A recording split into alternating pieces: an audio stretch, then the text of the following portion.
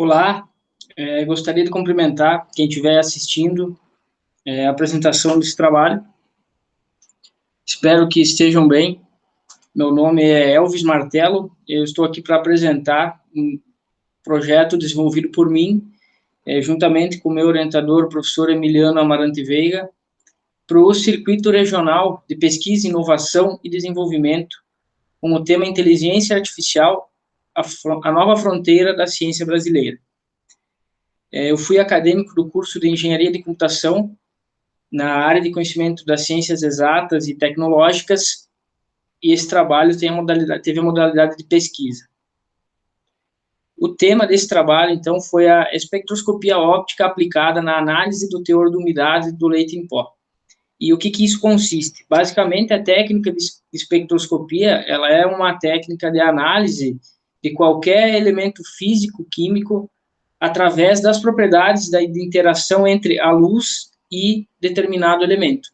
Então, ela se aproveita dessa interação entre determinadas frequências e comprimentos de onda da luz para determinar, analisar, quantificar elementos da natureza.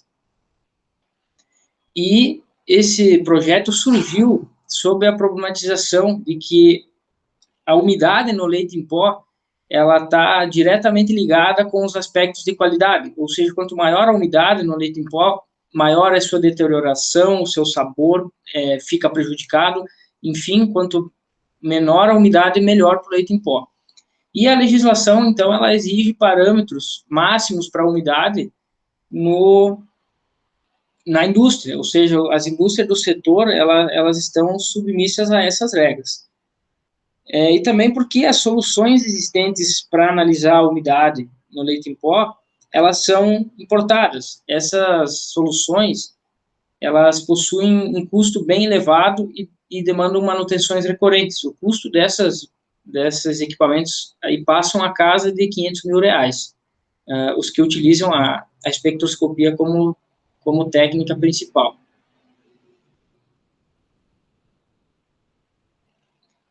A justificativa, então, para a elaboração desse projeto foi de que a ideia era iniciar um protótipo para a criação de uma tecnologia nacional para analisar esse parâmetro, que melhora um dos aspectos de qualidade do alimento, que é a umidade. Além de diminuir consideravelmente a complexidade óptica associada ao projeto em si, ao equipamento que irá fazer a análise. E também aumentar o tempo de vida do sistema, já que a metodologia de espectroscopia dos equipamentos importados, ela utiliza lâmpadas de tungstênio, que são lâmpadas que têm vida útil menor do que os LEDs, né?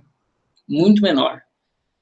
E também porque essa abordagem proposta, com um comprimento de onda discreto em 1450 nanômetros, utilizando LEDs como elementos emissores e fotodiodos como elementos detectores, reduz de forma bem significativa os custos do projeto.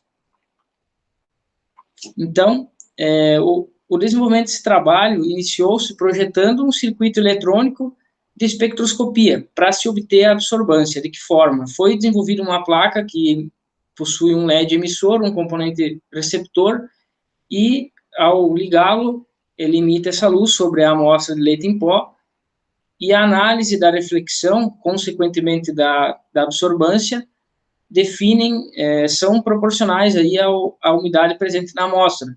A luz ela vai refletir e ser absorvida de forma diferente em leites que têm mais ou menos umidade. Então, como método de referência foi utilizado a titulação de Carl-Fisher, onde foram submetidas 16 amostras para essa análise pelo método de Carl-Fisher, e também da mesma amostra foram analisadas com esse protótipo proposto. Todas essas 16 amostras elas foram feitas em duplicata e os teores de umidade foram induzidos através de um borrifador manual, ali variando de 3 a 10% de umidade, foram todas as induções ali de umidade que foram colocadas sobre a amostra. Então, foi desenvolvido também um modelo de calibração para trazer os valores que o protótipo entregava das análises, que é intenção, para uma medida que realmente a gente queira analisar, que seria a umidade. Isso foi feito aplicando, então, técnicas de análise multivariada, regressão linear e metodologias de avaliação do modelo. Com isso, a gente obteve os seguintes resultados. Comparando ali os métodos de análise de Karl-Fischer, que é uma metodologia conhecida com a sua assertividade já comprovada, verificou-se o seguinte, que as análises em duplicata, o coeficiente de variação pelo método de Karl-Fischer e pelo método proposto aqui nesse projeto, o método proposto aqui, ele teve um coeficiente de variação menor do que a metodologia de Karl-Fischer. Ou seja, a repetitividade do modelo proposto, ela se mostrou até melhor do que esse método. E também o coeficiente de regressão, R ao quadrado, que é um dos principais, se não o principal indicador que avalia a qualidade da reta de regressão que foi traçada, comparando os dois métodos, ele ficou próximo a 0,7, mais precisamente 0,67, ficou esse indicador, mostrando o potencial. Além disso, a análise pelo método de T-Student não apontou diferenças significativas entre os dois métodos, ou seja, estatisticamente, segundo o método de T-Student, esses dois métodos, o proposto e o de Karl-Fischer, não apontaram diferenças significativas. Com isso, pode-se concluir que os resultados confirmam os estudos anteriores, já que anteriormente foi visto em várias bibliografias que a molécula da H2O realmente reagiria no comprimento de onda de 1450 nanômetros. E várias metodologias definiam isso, então foi confirmado aqui nesse trabalho que essa técnica, utilizando essa frequência, realmente possui potencial para estimar a umidade, não só em leite em pó também, como as metodologias definiam, como em outras coisas também, porque o que reage é a molécula da H2O. E, além disso, o modelo, ele representa, então, uma alternativa economicamente viável para determinar o indicador proposto, uma vez que o custo ficou extremamente inferior aos equipamentos disponíveis comercialmente. Então, dados as limitações dele, economicamente ele se mostrou bem viável desse ponto de vista.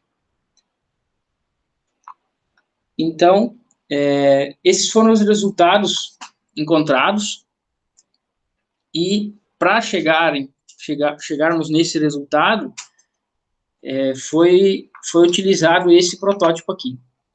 Esse protótipo, ele foi composto de dois componentes principais, esse circuito, que são o mesmo, eles só estão frente e verso aqui, e o posicionador da amostra. Esse circuito, ele é alimentado aqui por esse conector, possui um circuito eletrônico para ligar esse LED, para que ele emita uma luz no comprimento de 1450 nanômetros, e incida sobre a amostra que é posicionada aqui dentro, e após essa iteração, o fotoreceptor detecta a reflectância, consequentemente, a absorvância de água, da luz sobre a água que está presente no leite, e o quanto isso, nesse circuito eletrônico, ele gera uma tensão específica aqui nessa saída, que foi coletada com equipamentos de bancada, e o quanto essa saída variava em tensão seria proporcional à umidade presente no leite em pó.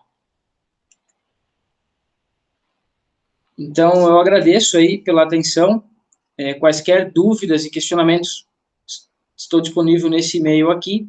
Além disso, através do cronograma oficial do evento, você pode verificar a data e horário específicos, que eu estarei disponível para eventuais esclarecimentos. Acho que temos aí uma janela de 15 minutos para tirada de dúvidas, eventuais questionamentos. Então, consultem o documento oficial do cronograma, que eu estarei lá no dia e local mencionado. Muito obrigado e até mais.